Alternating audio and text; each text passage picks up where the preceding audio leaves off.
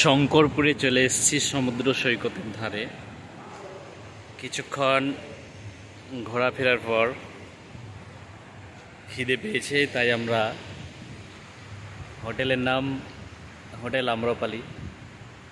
আমরা এখানে একটু খাওয়া দাওয়া সেরে নিলাম একেবারে সমুদ্রের পাড়ে। এই যে এদিকটা সমুদ্র,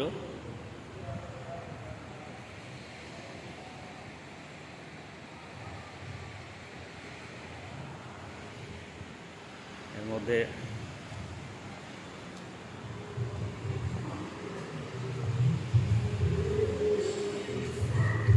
হোটেল আম্রপালি চলে এসেছি আমরা।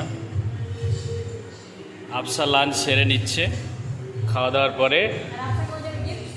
হ্যাঁ,